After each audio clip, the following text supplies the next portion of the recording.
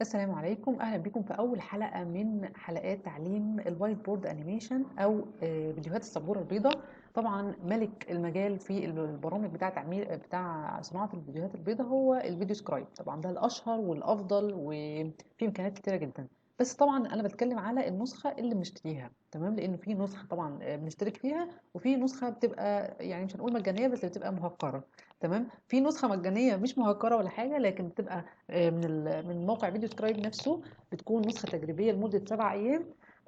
لكن عيب للأسف طبعا إنه الفيديو اللي مصنوع بيها بيكون عليه علامة مائية تبع الفيديو سكرايب، فطبعا مش معقول إن أنت هتستعمل برنامج فيديو سكرايب إنك تعمل بيه مثلا فيديو لحد وهيكون معاه علامة مائية، يعني مفيش حد هيقبل حاجة زي كده. فطبعا الأفضل إنك هتنزل البرنامج المجاني اللي هو المهكر، أو هتنزل برنامج أو هتشترك في البرنامج ده. وطبعا مع الوقت لما تبدأ تعمل بيزنس إن شاء الله من البرنامج، فمش هيبقى فيه مشكلة خالص إن إحنا نشتريه. تمام. طيب ايه الاول، ايه هو برنامج فيديو سكرايب ده؟ انت لو فتحت جوجل كتبت عليه فيديو سكرايب، هيطلع لك ده، هيطلع لك البرنامج ده، الموقع ده. هو هنا دلوقتي بيقول لك دخل الفيرست نيم واللاست نيم اللي هو الاسم الاول والاسم الثاني عشان تبدا تشترك، تعمل اكونت ليك او حساب ليك على البرنامج. دخل بقى الايميل بتاعك والباسورد وكلمه السر يعني. وبعد كده تعمل كريت يور فري اكونت. طبعا ده بيديلك اشتراك في البرنامج، اشتراك مجاني لمده 7 ايام انك تجرب فيه براحتك. لكن طبعا زي ما قلت بيكون فيه علامه مائيه، ودي طبعا من مميزات البرنامج الموجوده. بيقول لك فيه حوالي 11000 صوره وجرافيكس وجي اي اف، اللي هي الصوره اللي بتتحرك دي. تمام. بيقول لك وان كليك امبرسيف انيميشن ستايلز، لايبراري اوف بروفيشنال كويك ستارت فيديو تمبلتس. كل الكلام ده يعني احنا هنشوفه دلوقتي وهنشرحه، ملوش لازم ان احنا نقعد نعيد ونزيد فيه هنا.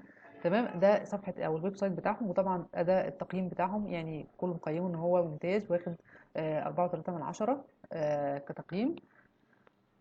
ودي بعض الأسئلة المسؤول عندهم وإجاباتها وهكذا. تمام. طيب ايه الأسعار بتاعته لو هتشتريه؟ ده بيقول لك الاشتراك الشهري $22 في الشهر لو هتشتريه باشتراك شهري، يعني لمدة شهر وبعد كده ترجع تجدد الاشتراك تاني. طيب ده لو انت محتاجه بشكل مؤقت، لكن لو هتشتغل عليه على طول بيقول لك في اشتراك سنوي ب $108. بيقول لك انه ده هيوفر لك انه هيكون الشهر اشتراكه $9. طبعا ده غلي، ده كان من فترة حوالي $96، دلوقتي بقى ب$108. تمام، وده بيبقى اشتراك سنوي. تمام. او زي ما قلت هتنزل النسخه المجانيه. طيب النسخه بقى اللي هي المهكره، النسخه المهكره انا هسيب اللينك بتاعها، هسيب اللينك بتاعها في وصف الفيديو او هبعته ليكم في رساله. تمام، وهنبدا نشتغل عليه. انا دلوقتي هشرح طبعا على النسخه المدفوعه دلوقتي، وبعد كده هقول نتعامل ازاي مع النسخه المجانيه. تمام. هنا طبعا انا عامله لوج ان، يعني انا داخله دلوقتي بالاكونت بتاعي، فده مش بيبقى الشكل بتاع الاكونت وهو مقفول. يعني انا دلوقتي ده شكل الاكونت وانا اونلاين وانا فاتحه نت وفاتحه الاكونت بتاعي. تمام. دي الصفحه الرئيسيه. تمام، زي ما احنا شايفين. آه دلوقتي انا عندي فيه 3 حاجات. في حاجه اسمها تمبلت. تمبلت ده بيكون زي ما احنا هنشوف دلوقتي. دي حاجة مميزة وجميلة جدا جدا جدا في النسخة المدفوعة، وبتسهل عليك جدا جدا جدا انه بيكون اصلا البرنامج نفسه عامل اساس انك تشتغل بيه. يعني بدل ما تبدا البرنامج من الصفر، لا هو بيديك اساس تشتغل بيه. طب يعني ايه الكلام ده، وهل انا هعرف اعمله؟ يعني مثلا خلينا نشوف حاجه زي ده. انا مش هفتحه بس من بره كده. انت حاجه عندك فكره قريبه من ده. تمام، فبدل ما تبدا تصممه من الصفر، انت بتاخد التصميم ده وتغير فيه شويه حاجات تعدلها. تمام، هي ده فكره التمبلت. تمام، يعني خلينا نأجل دي برضو دلوقتي مش وقتها، بس هو انا بقول لك ان دي حاجه من مميزات النسخه المدفوعه. تمام. طيب ريسنت سكرايب دي الحاجات اللي انا عاملاها. واونلاين سكرايبز لو انت في البرنامج في نسختين، نسخه بتبقى داونلودد على الويندوز او انت محملها ومنزلها على الويندوز، ونسخه بتكون موجوده اونلاين يعني تفتحها على النت وتشتغل بيها على النت، مش منزلها عندك على اللاب او على الكمبيوتر. ودي برضو لو انت مشترك في البرنامج ومثلا مش معاك لاب او كمبيوتر، ممكن تفتح نت من اي مكان وتبدا تشتغل على الاونلاين سكرايب ده. تمام. تمام. نبدأ بقى بالبرنامج نفسه. يعني ده كمقدمة سريعة. بنبدأ نعمل الفيديو من هنا كرييت نيو سكرايب، يعني هنعمل فيديو جديد. تمام، اوبن سكرايب ده انت واحد قديم انت عامله وانت هتفتحه، لكن ده هتعمل واحد جديد. فهنبدأ دلوقتي مع بعض اللي هو لو هنبدأ برنامج جديد. انا بتكلم برضو كفكرة عامة، كل ده في الفيديو النهاردة هيكون فكرة عامة، مش هتكلم في تفاصيل. تمام. طيب ده شكل الشاشة اللي بتظهر لي، وبرضه خلي بالنا انه البرنامج ده له اكتر من صورة. انه الشكل المدفوع له شكل والغير مدفوع له شكل، والنسخه المجانيه ليها شكل، ولما بتعمل لوج ان وتدخل على حسابك له شكل. فالشكل اللي انت شايفينه ده غالبا مش هيبقى ده نفس الشكل عند كل الناس. يعني لو انت داخل وعامل لك اكونت وشاريه وخلاص، ده هيبقى شكله عندك. لو انت مجرد واخد اللي هو 7 ايام مجانا النسخه التجريبيه، مش هيبقى ده الشكل. لو انت منزل النسخه المهكره، مش هيبقى ده الشكل. لكن خلينا متفقين عشان ما نتلخبطش وما نتوهش، انه العلامات هتكون واحده. هي الفكره في الترتيب. يعني مثلا هتلاقي مثلا العلامات دي، لو انتوا شايفين اللي انا مشاور عليه، مش هتبقى مكانها تحت مثلا، هتلاقيها مثلا مكانها في الجنب. العلامات اللي فوق دي ممكن تلاقي مكانها هنا، لكن هي نفس العلامات بنفس المعنى، بس ترتيبها متلخبط شويه. طيب تعالوا بقى نشوف ايه العلامات دي ونفهمها ازاي. طبعا عندنا السبوره البيضاء. هو اصلا الفيديو سكرايب ده فكرته انه بيعمل اسم فيديوهات السبوره البيضاء او الوايت بورد. فدي السبوره البيضاء عندنا. طيب هل هي بيفضل لونها ابيض كده؟ في ناس بلاقيها بتعمل فيديوهات خلفيتها صفراء، خلفيتها سمراء، خلفيتها اي لون. فلو انت عايز تغير اللون، ده علامه تغيير اللون، علامه الفرشه دي بتدوس عليها بيجيلك اللوحه دي معناها ايه؟ الاول لو انت عايز تغير اللون خالص، هتغير اللون من هنا اهو. من هنا يجيلك كل الالوان اللي انت عايزها اسود مثلا، كانها سبوره سوداء اهي.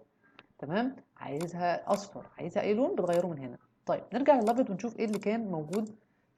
ده لا، دي سبوره بيضه خلاص من غير اي حاجه. ممكن نخلي الخلفيه بيضه بس كانها ورق مقوى مثلا، يعني الشكل ده كده ورق مقوى كده، كأن انت بترسم على ورق، مش بترسم على حاجة بيضة بس كده. دي برضو نفس الكلام، كأنها ورقة مكرمشة كده مثلا.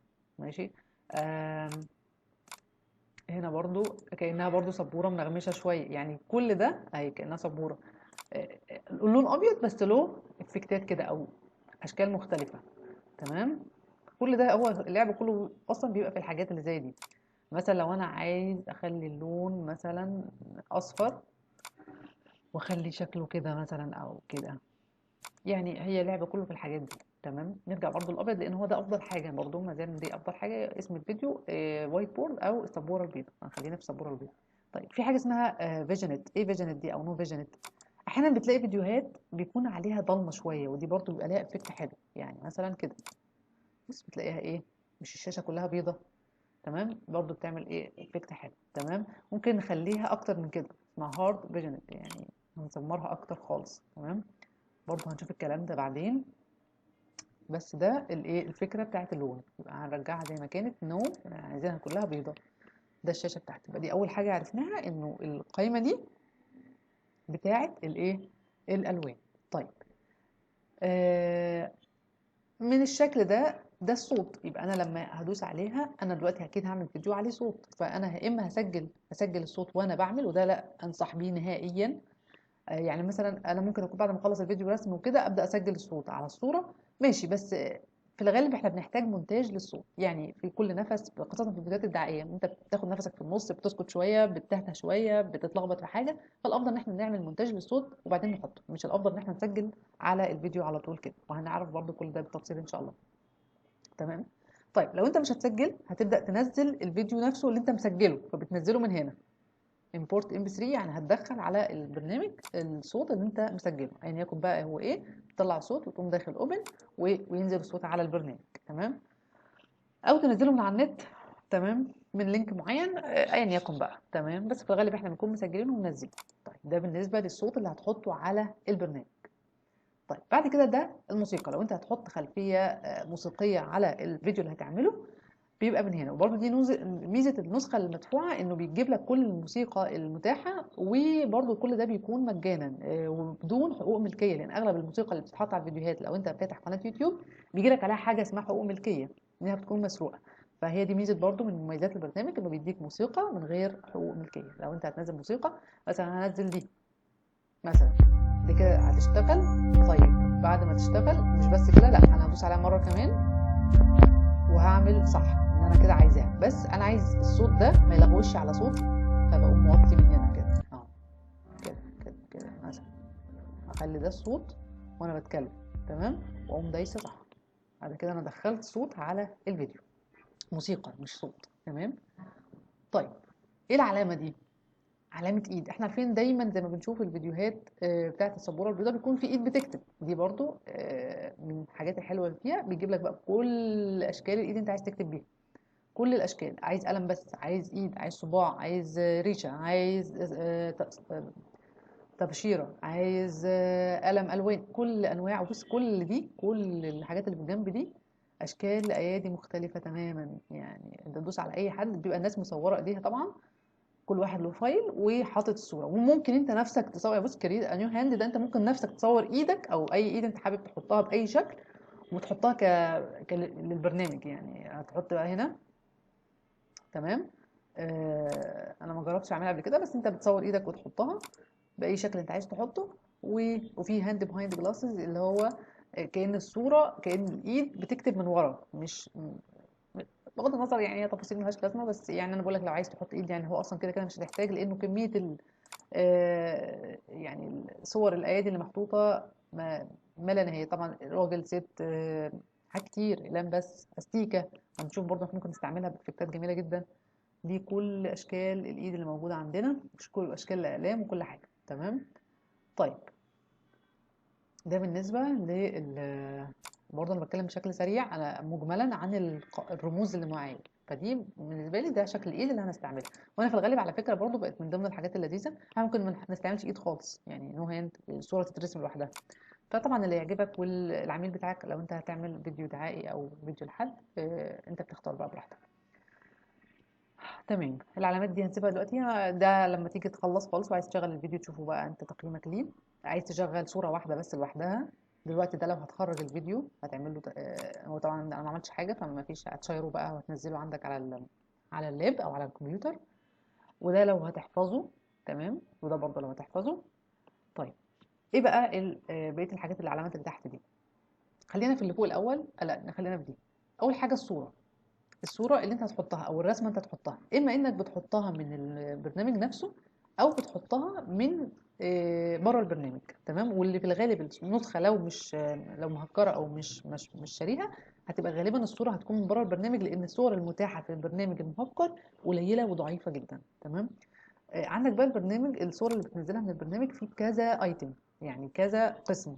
يعني مثلا ارز اللي هو الاسهم، هو محتاج برضو برنامج تكون عارف انجليزي شويه علشان تعرف تسلك فيه شويه يعني.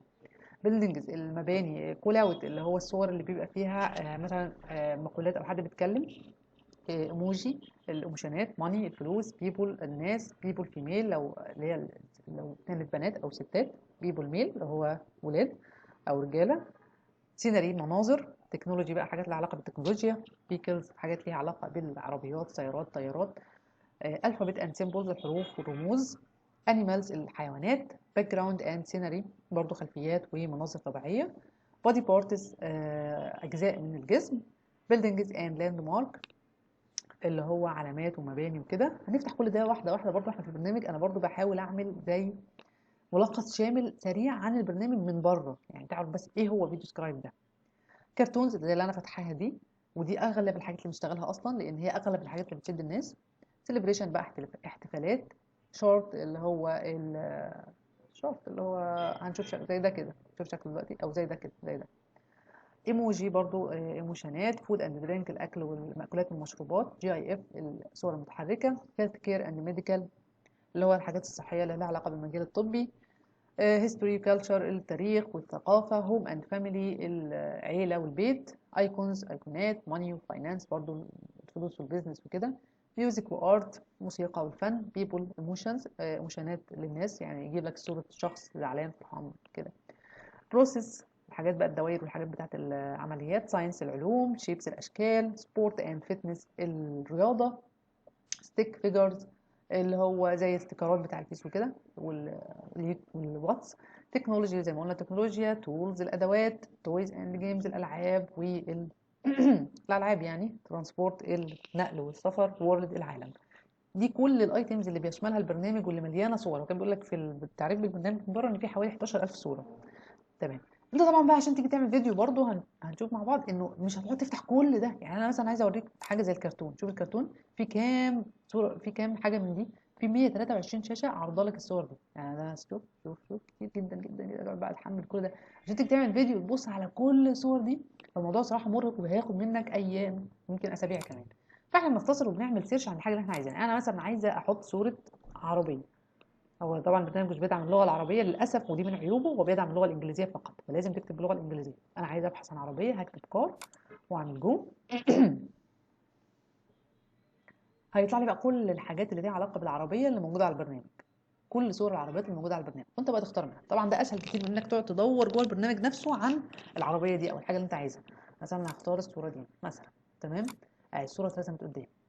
طيب انا دلوقتي عندي ايه كمان؟ عندي بغض النظر عن تكبير او تصغير الصوره او التصرف فيها تماما، ده مش هيبقى معانا في الفيديو المره دي. لكن انا ما زلت بشرح في الايكونز اللي بره. فانا عندي دلوقتي في الايكونز اللي بره ظهر لي شويه حاجات، تمام. ظهر لي العلامه دي علامه مقص لو انا عايزه اشيل الصوره خالص، فانا هشيل الصوره خالص، تمام. طيب انا عايزه ارجعها تاني، هعمل بيست. انا كده برضو شلت، عملت كات، يعني انا قصيتها شلتها، اما اني بشيلها عشان امسحها خالص، او عايزه اشيلها واحطها في حته تانيه، او انا رجعتها تاني. وممكن من غير اللي انا عملته ده، ده الكات لا مش هينفع من هنا. اهي حطيتها من هنا تاني من غير اي حاجه. انا كده شلتها احطها من هنا، كده شلتها احطها من هنا، تمام. لو انا عايزه اعمل عربيه كمان هعمل كده، اللي هو كوبي، يعني نسخ. ادوس على العربيه واعمل كوبي، وبعدين اعمل بيست اجيبه تاني اهي، تمام. طيب انا عايزه ارجع، يعني انا عايزه اشيل العربيه دي مثلا بس بسرعه من غير ما اعمل اي حاجه تانية او اشيلها بالمقص، هعمل كده كده، تمام. طب انا العربيه دي ايه ده؟ انا عملت كده صوره، ممكن اشيلها بقى دلوقتي. انا دلوقتي العربيه دي انا حطيتها هنا، وانا كنت عايزه ارجعها هنا تاني ومش عارفه اظبطها بالظبط، هعمل كده هترجع مكانها تاني. طب اعمل كده هرجعها هنا تاني، يبقى دي بترجع لورا ودي بتطلع لقدام، يعني مش بترجع العربيه، بترجع الحركه القديمه اللي انا كنت عاملاها. يعني انا مثلا لفيت العربيه كده باظت مني ومش عارفه اعدلها تاني، فاقوم عامله كده هترجع مكانها تاني، تمام. فهمنا؟ يبقى انا هنا ده بشيلها خالص علشان احطها تاني اهي، ده كات وده بيست، او قص ونسخ. طيب قص ولصق، يعني ده لصق، تمام. ودي كوبي او بنسخ الصوره عشان احطها في مكان تاني برضو اهي، عملناها بيست هتجيلي في مكان تاني. عايزه الغي الحركه دي، عارفين لو احنا مثلا بنشتغل في برنامج الباوربوينت او كده بيبقى فيه كنترول زد، بنرجع للحركه القديمه، طيب مكانها السهم ده، وعلى الموبايل برضو او على اي برنامج، تمام. طيب كده انا قلت كل العلامات اللي موجوده هنا. باقي بقى العلامات اللي موجوده تحت استخدمت منهم علامه واحده، وهي علامه الصوره اللي هي دي، اللي انا طلعت منها الصور زي ما قلت دلوقتي. طيب انا دلوقتي على البرنامج المجاني وعايز اجيب صوره بره البرنامج خالص، اعمل ايه؟ حاجه من اتنين، اما انا هجيبها من اللاب بتاعي ماي ايمجز دي اهي فروم كمبيوتر، دي الصوره اللي انا مستخدماها قبل كده، تمام. فبتجيلي برده موجوده متاحه عندي لحد ليفل معين وبعدين تقوم ممسوحه، يعني لحد اللي قبل ده كده خلاص اتمسح. طيب بعمل ايه؟ بعمل يا اما بجيب الصوره من على الكمبيوتر بتاعي، لو انا مسجله اي صور بجيبها من على الكمبيوتر، يا اما بجيب الصوره مثلا دي واهو هحطها اوكي كده. انا حطيت الصوره، هتيجي من على الكمبيوتر بتاعي بعيدا عن الايه، البرنامج خالص، ماشي اهي كده الصوره جت خالص اهي قدامي.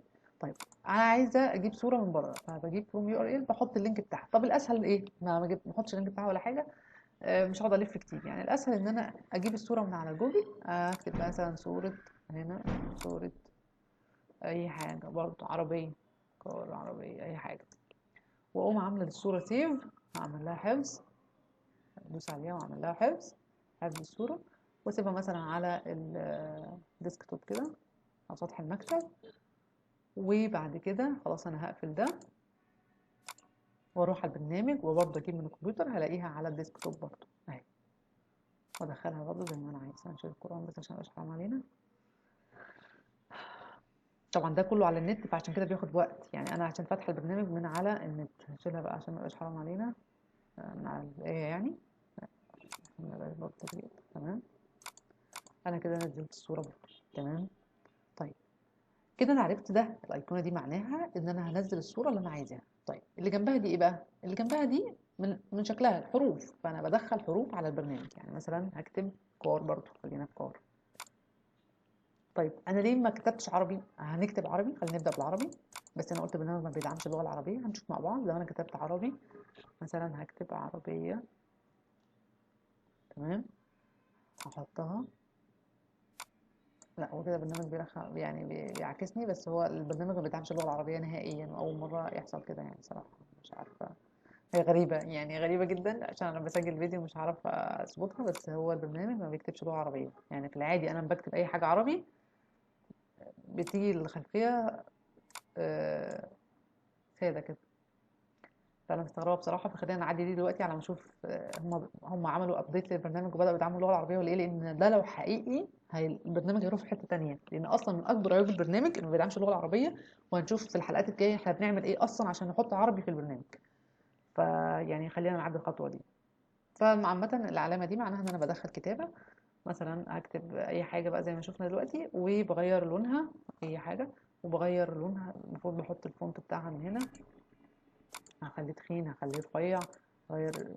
خلينا نكتب انجليزي. الفونت بتاعها من هنا اهو، والالوان بتاعتها من هنا. عايزه اغير لون الكلمه اللي انا كاتباها، اخليها مثلا لونها اصفر.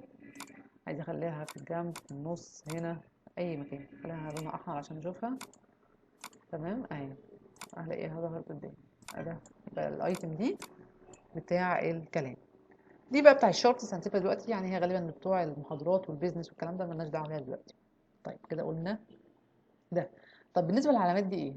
العلامات دي لو انا عايزه اكبر الصوره او الشاشه عامه كلها على بعضها مش صوره واحده، او اصغرها ازاي؟ يعني مثلا بتلاقي حد مثلا كان فاتح على حاطط البرنامج على صوره العربيه، وفجاه دخل على الكلمه دي وكبرها. عمل كده ازاي؟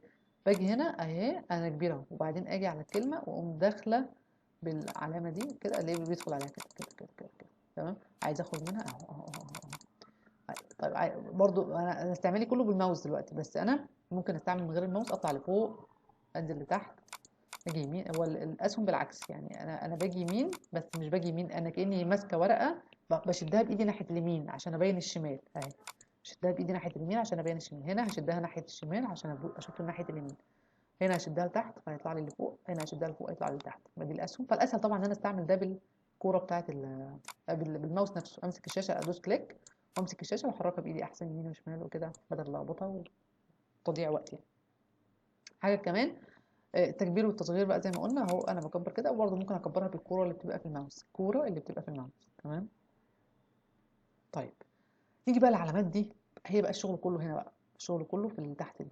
يعني انا دلوقتي اكيد مش هاجي على كل واحده. يعني انا مثلا دي العربيه دي عايزه اخليها في الشاشه دي لوحدها.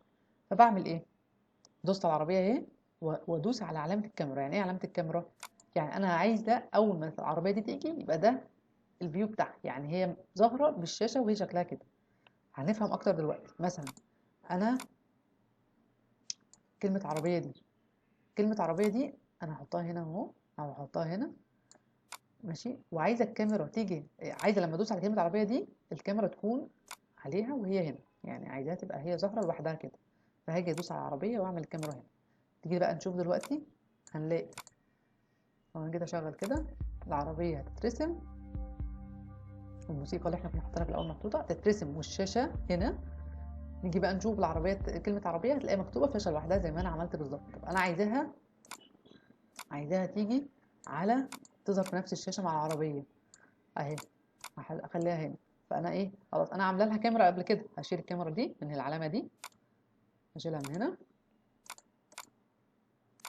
تمام. وابدا احطها. يعني انا شلت الكاميرا القديمه واحط لها بقى الكاميرا الجديده وهي مع العربيه. فتيجي تظهر دلوقتي، هتظهر كده العربيه هتترسم، وبعد كده كلمه العربيه هتتكتب في نفس الشاشه، مش هتروح في حته بعيده. تمام. ده برضو بالنسبه للايقونات اللي بره. انا كده عرفت الصوره، الكلمات، الشورتس دي هنشوفها بعدين، وازاي بظبط الكاميرا على الفيو اللي انا عايزه. تمام. بس كده. طيب انا دلوقتي كلمه انا دلوقتي عامله كده، عايزه دي ما تظهرش. يعني هي لها علاقه بالعين دي، بس برضو خلينا نعديها دلوقتي، فده بشكل عام كبدايه. ده قلنا ايه هو برنامج الفيديو سكرايب، ازاي بنعمل وايت بورد انيميشن عليه، ازاي نشترك فيه. هقول لكم ازاي ننزل النسخه المجانيه اللي هي المهكره، هبعت لكم اللينك بتاعها واقول لكم ازاي ننزلها. ممكن اعملها فيديو لوحده ازاي ننزل النسخه المجانيه المهكره وازاي نشتغل عليها. وعرفنا دلوقتي بشكل عام الايقونات اللي بره دي. يعني يا ريت لو عندك البرنامج دلوقتي، او يا ريت لو عندك الامكانيه انك تنزله، هبعت لكم اللينك وجرب مع نفسك بقى تعمل الحاجات دي. تجيب صوره تنزلها، واكتب كلمه، وغير الالوان بتاعتها، وابدا بقى شغل الحاجات دي. شوف الايد، شوف الصوره، اللون، الصوت، الموسيقى، الحاجات اللي احنا قلناها كلها.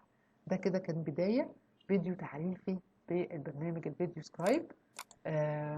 وطبعا نعتبر ملناش اي تفاصيل، ده كل ده مجرد بداية مقدمة. تمام. بس يا رب تكونوا استفدتوا اي حاجة النهاردة. ان شاء الله نكمل الفيديو اللي جاي. وبس، شكرا لكم، سلام عليكم.